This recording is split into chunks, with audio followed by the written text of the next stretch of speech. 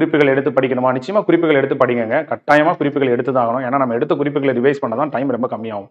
Book வச்சு அப்படியே படிச்சா ரொம்ப டைம் ஆகும். ஓகேயா? கவனம் சிதறாமல் இருக்கிறதுக்கு நம்ம அதாவது பசின்னு சொல்லுவாங்க பாத்தீங்களா? ஒரு காரியம் நமக்கு வேணும் அப்படிங்கிறதுல நம்ம தீவிரமா இருந்தா மட்டும்தான் நம்ம கவனத்தை அந்த நேரத்துல கொண்டு வருவோம். இல்லையா?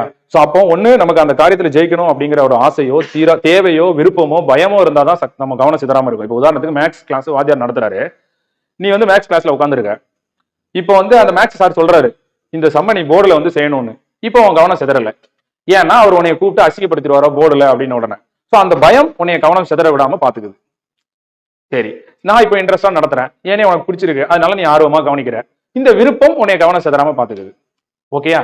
இப்ப நாளைக்கு வந்து பரீட்சை. இன்னைக்கு நைட்டு நீ உட்கார்ந்து தூக்கம் வந்தாலும் மணிக்கணக்கா படிக்கிற. இந்த தேவை உன்னைய கவனம் சிதறாம பாத்துக்கிறது.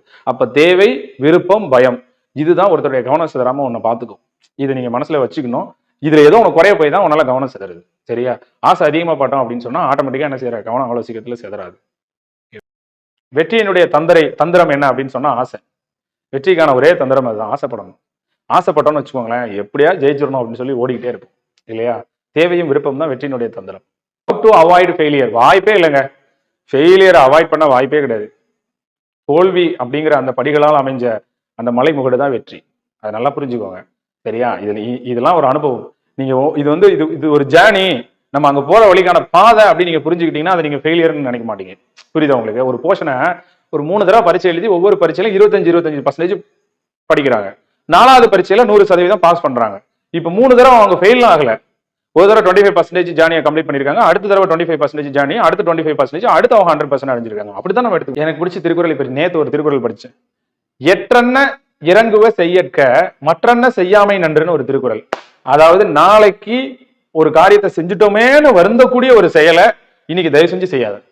ஒவ்வொரு தடையும் நினைச்சு சே இப்படி பண்ணிட்டேன், சே அப்ளை பண்ணாம விட்டேன், சே படிக்காம விட்டுட்டேன் அப்படின்னு வருந்தக்கூடிய ஒரு செயல் இருந்துச்சுன்னா அதை தயவு செஞ்சு இப்ப செய்யாத. நாளைக்கு வருந்தக்கூடிய ஒரு செயலை இன்னைக்கு என்ன செய்யவோ செய்யாமலோ விட்டுறக்கூடாது அப்படின்னு சொல்லக்கூடிய ஒரு திருக்குறள். அருமையான திருக்குறளா இருந்துச்சு. எற்றென்ன இறங்குவ செய்யற்க மற்றென்ன செய்யாமை நன்று அப்படின்னு. நல்லா இருந்துச்சு. ரிவிஷனுக்கு டிப்ஸ் கொடுங்க சார் அப்படின்னு கேட்குறாங்க. ஸோ ரிவிஷன் எப்படி பண்றது அப்படின்னா தயவு செஞ்சு நல்லா தெரிஞ்சுக்கோங்க. ஒரு மாசத்துல எத்தனை வாரம்னு கேட்டா 4 வாரம் நீங்க சொல்லுவீங்க. என்னைய கேட்டா ஒரு மாசத்துல நான் 3 வாரம் தான் சொல்லுவேன். ஒரு மாசத்துல ஒரு நாளைக்கு எத்தனை மணி நேரம் அப்படின்னு கேட்டா நீங்க 24 மணி நேரம் அப்படிங்க. நான் என்னைய கேட்டா 22 மணி நேரம் தான் சொல்லுவேன். ஒரு வாரத்துல 7 நாள் கிடையாது, 6 நாள் தான் நான் சொல்லுவேன். அப்பனா என்ன அர்த்தம் அப்படின்னு சொன்னா மீதி நேரம் நான் படிச்ச படிப்புக்கு ரிவிஷனுக்காகன்னு அர்த்தம்.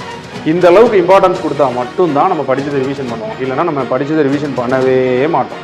நம்ம எவ்வளோக்கு எவ்வளோ படிக்கிறோமோ அவ்வளோக்கு எவ்வளோ படிச்சதை ஞாபகம் வச்சுக்கிறது ரொம்ப ரொம்ப அவசியம். பெரும்பாலும் போட்டித் தேர்வுக்கு படிக்கிறவங்க, அதுவும் டிஎன்பிசி மாதிரி எக்ஸாம் படிக்கிறவங்க நிறைய மனப்பாடம் பண்ணி படிக்கிறாங்க. அப்படி மனப்பாடம் பண்ணி படிக்கின்றப்போ ரிவிஷன் ரொம்ப ரொம்ப மஸ்ட்.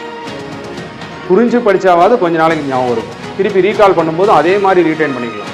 நீங்க அழுத்தம் கொடுத்து மனப்பாடம் பண்ணி படிக்கிறீங்க அப்படின்றப்போ உங்களுக்கு ரிவிஷன் ரொம்ப ரொம்ப அவசியம். அதனால போட்டித் தேர்வு படிக்கக்கூடிய மாணவர்களே தயவு செஞ்சு ஒரு நாள் பொழுதுலையும், ஒரு வார பொழுதுலையும், ஒரு மாத பொழுதுலையும் ரிவிஷனுக்குன்னு நேரம் ஒதுக்குங்க. நீங்க நேரம் ஒதுக்குனாலே ரிவிஷன் பிரச்சனை உங்களுக்கு வராது. ஒரு விஷயம்.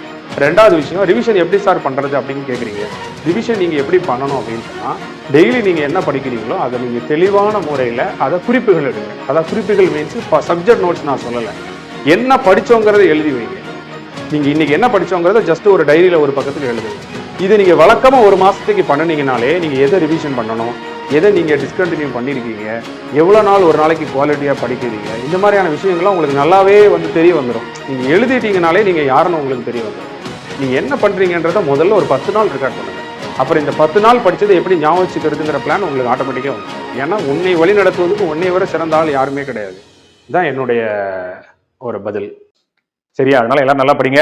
வெற்றி மேல் வெற்றி வர, விருது வர, பெருமை வர, மேதைகள் சொன்னது போல் வாழ்ந்திட வேண்டும். பெற்ற தாயின் புகழும் பிறந்த மண்ணின் புகழும் வற்றாமல் உன்னோடு வாழ்ந்திட வேண்டும் என்று கூறி மீண்டும் சந்திப்போம். நன்றி, வணக்கம்.